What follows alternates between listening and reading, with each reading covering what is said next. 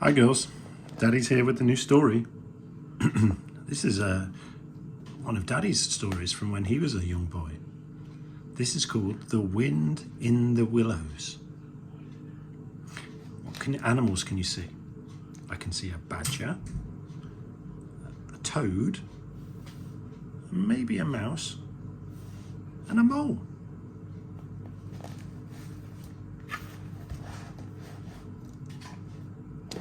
There's Mole. Dusting, tidying, polishing and sweeping, deep underground, Mole was hard at work cleaning his little home. Sensing the call of spring, Mole threw his brush aside. "That's enough housework," he declared. Mole scrambled up, until out he popped into the sunshine.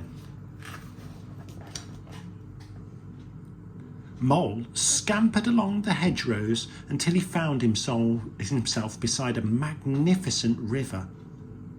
On the opposite bank, Water Rat was waving. "Hello," he called, untying his boat. "Care to join me?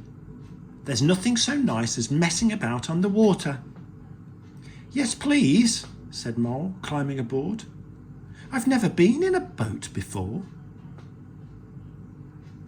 The water splashed gently around the oars as Mole and Rat rowed, spotting ducks and otters along the way. "What's that?" Mole asked. "The wild wood," Rat replied with a shiver. "It's where my friend Badger lives, but you mustn't go there alone. The weasels, ferrets and stoats can't be trusted." Mole nodded, but hoped he'd meet Badger one day.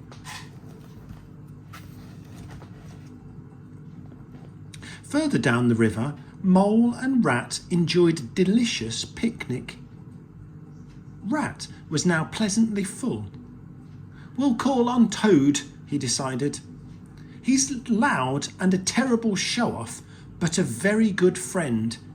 He lives just there, in Toad Hall." Toad was thrilled to see them. "Welcome, welcome! How good of you to come! Isn't my new caravan fine? Let's take it out on the open road." Mole was proudly leading the caravan along the road when they heard a loud boop boop. A car whizzed past at a tremendous speed. The startled horse jumped in the air, sending the caravan crashing into the ditch. Rat and Mole expected Toad to be devastated. So they were astonished to see him staring dreamily after the car. "Boop, boop," Toad murmured. "What a way to travel."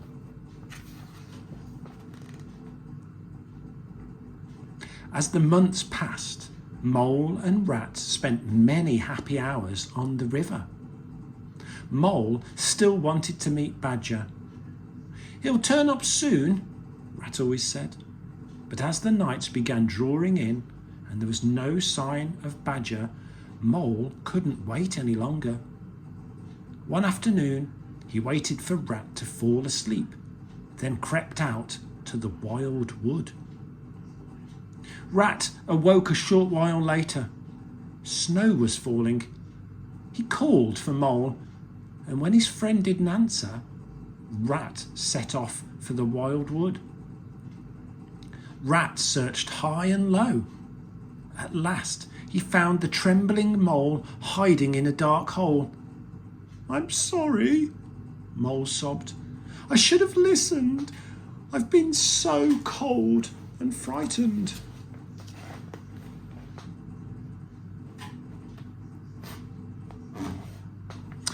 As the snow swirled around them, Mole and Rat tried to find their way home. Soon they were completely lost. "Look," Rat said as they stumbled along. "A bell. Pull. This must be Badger's house." Badger couldn't believe his eyes when he saw the bedraggled pair. Come in, he said. You must be frozen. As Mole and Rat warmed themselves by the crackling fire, talk turned to Toad and his terrible driving. He'll get hurt if he keeps crashing those cars, Rat said gravely. Badger sighed. Once the weather's better, we'll go and talk to him.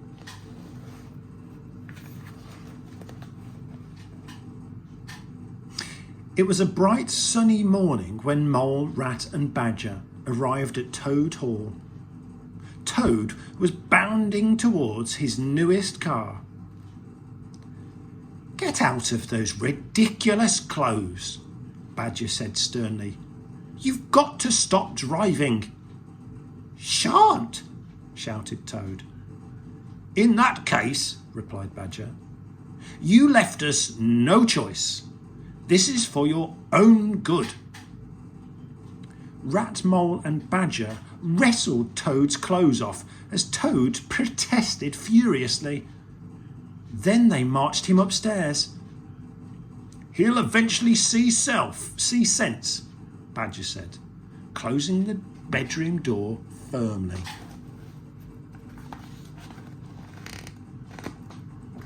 Toad had other ideas. He began knotting together bed sheets to make a rope, then scrambled out of the window. Toad was marching towards town, whistling happily, when up ahead he spotted a gleaming car.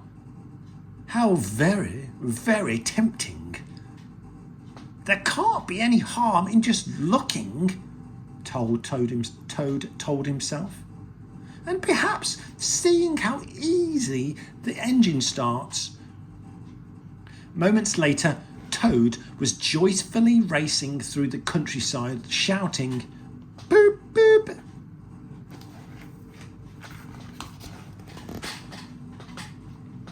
Toad's happiness didn't last. By lunchtime, he'd been caught by the police and arrested. Toad was thrown into a dark, damp prison. The door to his cell slammed shut with a loud bang.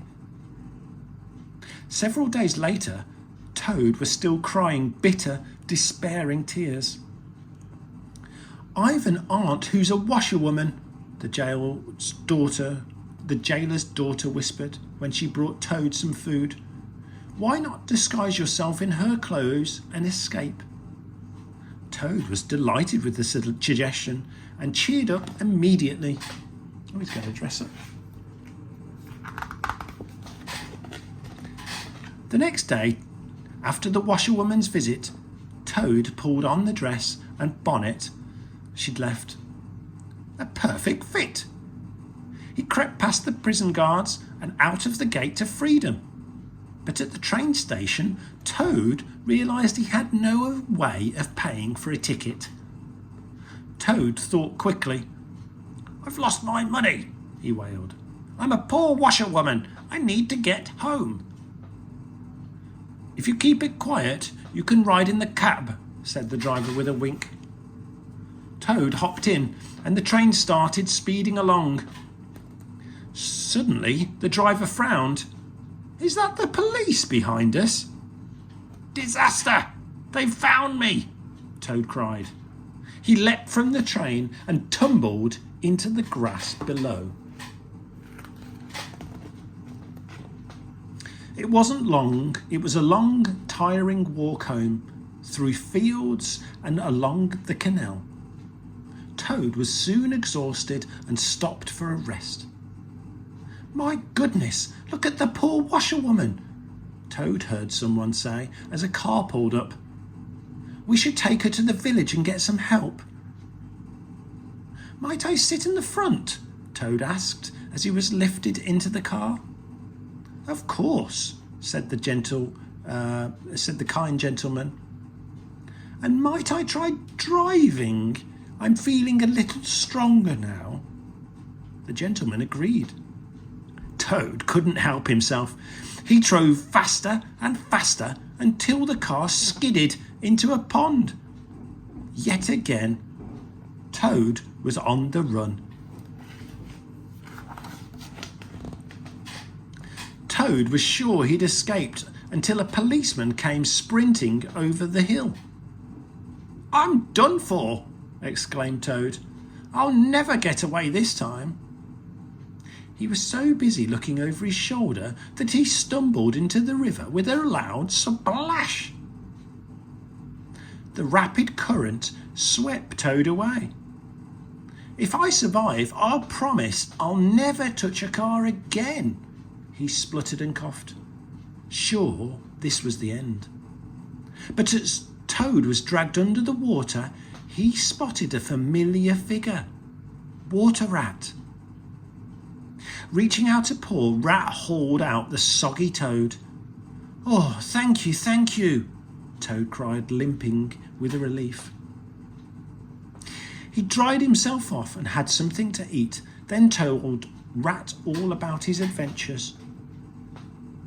Finally, it was Rat's turn to talk. "I hope you've learned your lesson, Toad." "I have," Toad said sorrowfully. "More than anything, I long to go home." "I'm afraid the wild woodsers have seized Toad Hall. The weasels, ferrets and stoats are all living there now." "Disaster," Toad said, horrified. "We must take it back."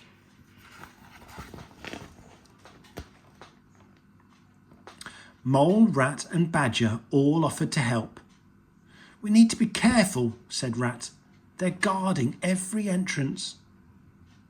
"There's an underground passage that comes out in the middle of Toad Hall," Badger said. "We'll creep along there." As darkness fell, the four tiptoed along the secret tunnel. Above them were the sounds of clinking glasses and stamping feet. The wild wooders were having a wonderful time, feasting and rejoicing. "Here we are," whispered Badger, laying a paw on the door. "Ready? In we go."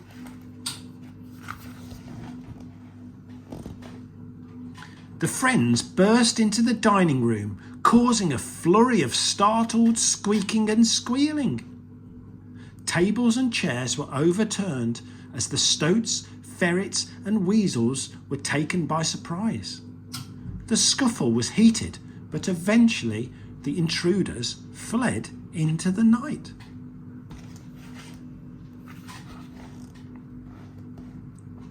"Toad Hall is saved," announced the delighted Toad. "I propose a banquet to celebrate.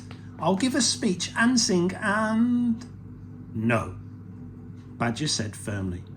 "You must turn over a new leaf and stop being so loud and boastful." Toad hung his head. "You're right," he agreed. "I'm sorry." The banquet was a great success. Creatures from all over gathered to congratulate Toad. "I couldn't have done it without my friends," he replied.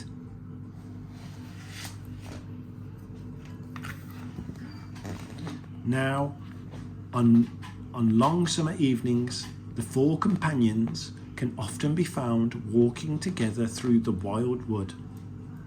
These days, it's much calmer and friendlier. The end.